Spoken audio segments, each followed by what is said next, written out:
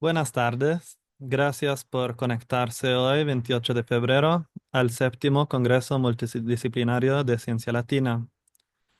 Mi nombre es Diego Laurenti Sellers, maestro en Relaciones Internacionales en la Universidad de Bolonia, Italia. Actualmente estoy haciendo un doctorado en estudios socioterritoriales en la Benemérita Universidad Autónoma de Puebla. Hoy presentaré autonomía y conflicto, análisis transdisciplinario de tres luchas para la autonomía indígena en México, Guatemala y Colombia. El tema de mi presentación es la autonomía indígena analizada a partir del conflicto social, es decir, un concepto de autonomía que la entiende no solamente como un derecho, sino como un proceso dinámico y de lucha. Escogí el título Autonomía y conflicto porque veo en el conflicto el punto de ruptura entre conceptos de autonomía cercanos a la institucionalidad y conceptos cercanos a la lucha. A partir de compartir algo sobre mis aprendizajes de los últimos años, espero aportar en la construcción de un marco teórico y metodología que sean interdisciplinarios y transdisciplinarios. En el marco de mi doctorado, llevo 3 años acompañando luchas indígenas en México, Colombia y Guatemala para entender cómo se relacionan con el sistema legal internacional y desarrollado un marco teórico inter y transdisciplinario que combina herramientas de la sociología, la antropología, las ciencias políticas y la hermenéutica, para mencionar algunas. He descubierto que, aunque el derecho internacional se ha modificado en las últimas 2 décadas para incorporar términos y conceptos que vienen de las luchas indígenas, ha vaciado esos términos de significado desde el momento que no contempla el conflicto de intereses entre las autonomías indígenas y el Estado. Vamos a empezar con el planteamiento del problema.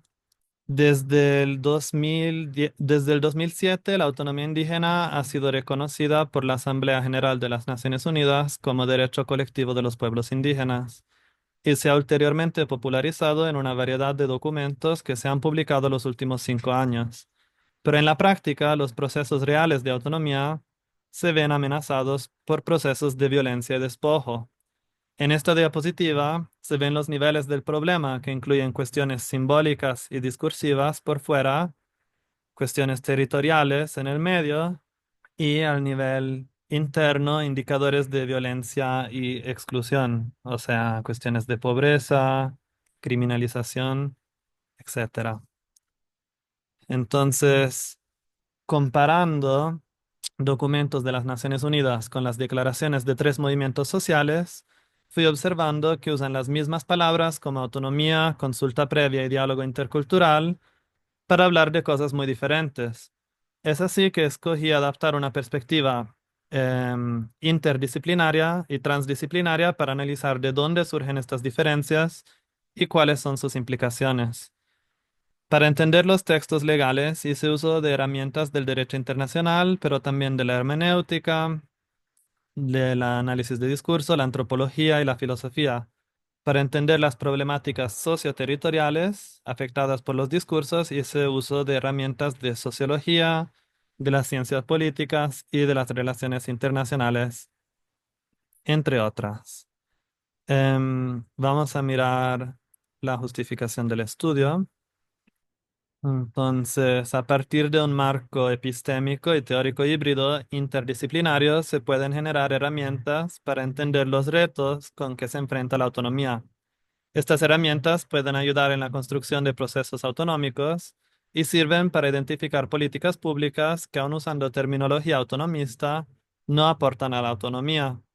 Cuando hablo de un tema nuevo, me refiero al estudio de los efectos de las luchas indígenas sobre el sistema internacional. El enfoque nuevo es este enfoque complejo y transdisciplinario, y la utilidad social se refiere a la lucha y la transformación de la realidad. Unas palabras sobre la transdisciplinariedad se refiere a una forma de construir conocimiento que no solamente desborda las categorías de las disciplinas académicas, sino se mueve en sus intersticios, generando herramientas conceptuales únicas que se adaptan al objeto de estudio. Citando la Carta de Transdisciplinariedad firmada por Edgar Morin, entre otros, en Portugal en el 94, dice: la transdisciplinariedad no persigue el dominio de varias disciplinas, sino la apertura de todas las disciplinas a aquello que las atraviesa y las supera. La transdisciplinariedad me ayuda a acercarme a autores indígenas como Quintín Lame de Colombia, que aún estando entrenado como abogado, tiene una forma de pensar y de construir la realidad que va más allá de esa disciplina. Y también de Quintero Weir de México, que es etnolingüista, pero usa herramientas que van desde la antropología hasta la sociología. Ok, ahora vamos a mirar el recorte temporal y espacial pues, de la investigación que estoy llevando a cabo. Aquí pueden ver que hay un nivel internacional, que son las Naciones Unidas, en la que participé a la conferencia sobre la biodiversidad en Cali el año pasado. Estoy viendo tres países, que son México, Guatemala y Colombia. Yo estoy basado en México y me muevo a Guatemala y Colombia según las posibilidades y la necesidad.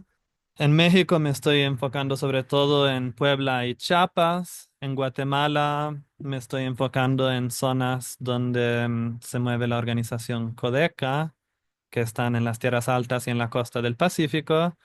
Y en Colombia me estoy enfocando en dos resguardos, uno que es más antiguo y que está ubicado en un territorio ancestral, y otro que es más reciente y que se conquistó a partir de la lucha.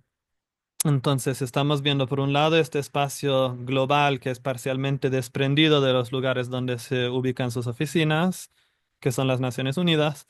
Por el otro, estamos viendo las dinámicas locales y nacionales en tres países. En la siguiente diapositiva hablaremos de conceptos clave del derecho internacional con respecto a la autonomía indígena. Pueden ver que a la izquierda están las continuidades, o sea, conceptos que ya llevan tiempo en el sistema internacional y que de alguna forma limitan la autonomía indígena. Por ejemplo, la consulta, donde se le ofrece decir sí o no, pero no construir el proyecto. La indemnización, que le pone un valor monetario al territorio, que es algo obviamente que no se puede monetarizar. El concepto de Estado unitario e interés nacional, que va en contra de los conceptos de libre determinación. Y el concepto de derechos humanos, que pareciera bonito, pero realmente es limitante porque se basa en esta idea de que las instituciones son las que dan los derechos. Por otro lado, a la derecha vemos algunas de las rupturas del nuevo discurso que va emergiendo, que es un discurso mucho más cercano a las luchas indígenas, pero es al mismo tiempo un discurso también limitado, que no llega a incorporar cuestiones de lucha, cuestiones que hablan de lucha en contra del capitalismo, del patriarcado, del neocolonialismo y del antropocentrismo. Entonces, este es el área de estudio y, y los conceptos clave que vamos a estar viendo. Ahora quiero hablar de la autonomía como proceso dinámico que rebasa el derecho internacional, porque la autonomía es algo cambiante, es algo que se construye a partir de la lucha y no es algo estático que se conquista una vez y ya se reconoce como derecho. Al contrario, es algo complejo y contradictorio en constante transformación. Entonces, aquí tengo una diapositiva con una imagen de una asamblea en la Universidad Intercultural Autónoma en el Cauca, que forma parte del CRIC. Y como vemos, la autonomía es un proceso en constante construcción, no es algo que se pueda fácilmente poner por escrito, porque es algo cambiante, es algo relacional. Pues ahora me gustaría mencionar algunos de los conflictos socioambientales en México, Colombia, Guatemala y cómo estos se relacionan con los discursos. Porque es a partir de esos conflictos que podemos entender la diferencia entre el discurso y la práctica, o entre los discursos subalternos y los discursos hegemónicos. Aquí pueden ver que en algunos estados de México, como en la Valle de Puebla o en Michoacán, está el tema de la batalla alrededor del agua, los pozos profundos, la industria de los aguacates en Michoacán, las embotelladoras como la de la Bonafont, que fue tomada por los pueblos de la Valle de Puebla, de la región Cholulteca y Volcanes. Entonces estamos viendo cómo estos se relacionan tanto con los discursos nuevos que hablan de extractivismo, de biocentrismo, es decir, de mirar más allá de una mirada antropocéntrica, Y por otro lado, con estos discursos viejos, como el interés nacional, donde se dice, bueno, pero el agua se necesita para otras cosas más allá de las comunidades. También en México vemos los temas de los megaproyectos, por ejemplo, el Tren Maya, que ha creado controversias porque responde a lo que se percibe desde el gobierno como interés nacional, pero se choca con los intereses de los grupos indígenas que viven en la zona. También vemos, pues, justo en estos días estamos recordando a Samir Flores, quien fue asesinado por oponerse al proyecto integral Morelos. Y en la frontera sur, también en la frontera norte, estamos viendo la militarización del territorio. Pero especialmente en la frontera sur, esto afecta a las comunidades autónomas zapatistas. En Colombia están estas cuestiones de minería, de expansión de la frontera agrícola y también de conflicto armado, que se declaró la paz, pero todavía sigue el conflicto. Y los pueblos indígenas están afectados por ese conflicto y se están resistiendo, por un lado, a las guerrillas que quieren reclutarlos forzosamente y al otro lado al ejército que también quiere ocupar sus territorios. Y Guatemala, entre los tres países, tal vez es el que tiene las problemáticas más agudas, cuestión de latifundios, personas viviendo en extrema pobreza y desnutrición, los apagones por la electricidad privatizada, y ahí Codeca está luchando para un estado plurinacional, que sería pues otra forma de relacionarse, aunque también sabemos bien con sus propias problemáticas.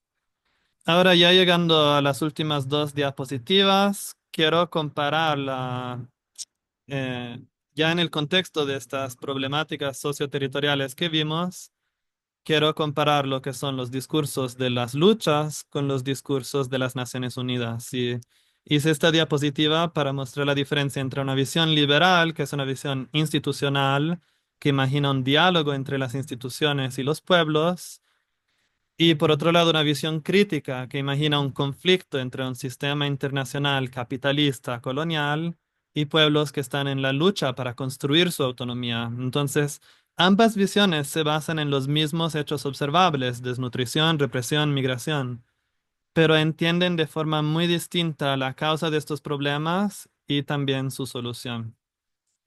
Y en la última diapositiva les muestro mi propuesta de marco epistémico y teórico, que se basa justamente en la interdisciplinariedad y en esta mirada compleja. Podemos ver cómo la autonomía indígena está atravesada por esas cuatro luchas, que son el feminismo luchando en contra de un sistema patriarcal, el biocentrismo o antiespecismo en contra de ese sistema especista o antropocéntrico, la lucha anticapitalista que caracteriza las batallas indígenas por el territorio y la lucha anticolonial. Entonces, en estos cuatro ejes los podemos analizar en diferentes niveles, desde el cuerpo de las personas individualmente afectadas, las comunidades en lucha, las luchas nacionales, procesos regionales continentales como la migración y el narcotráfico, o por ejemplo los tratados de libre comercio, y cuestiones globales, que son estos cuatro sistemas de poder que parten de lo global y afectan todos los niveles.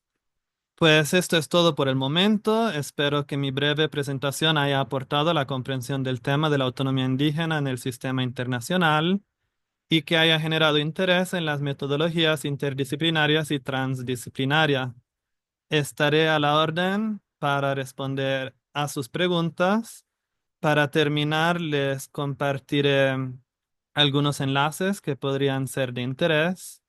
Entonces aquí podemos ver en los primeros tres enlaces el Congreso Nacional Indígena, el Comité de Desarrollo Campesino y el Consejo Regional Indígena del Cauca, que son estas tres luchas nacionales indígenas en México, Guatemala y Colombia respectivamente. Siguen los dos documentos más importantes del derecho internacional para los temas de derechos indígenas. Y por último, incluí un trabajo que hice yo en 2017 sobre autonomía indígena en Bolivia, en lo que era el naciente Estado plurinacional, que aún así seguía mostrando fuertes rasgos coloniales y hasta hoy los sigue mostrando.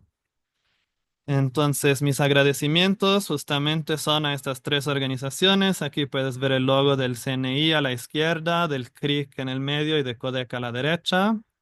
También agradezco a la organización Habitat Pro, en representación de la cual viajé a Cali como delegado en la COP16. Muchas gracias y adiós. Yo soy Diego Laurenti Salers.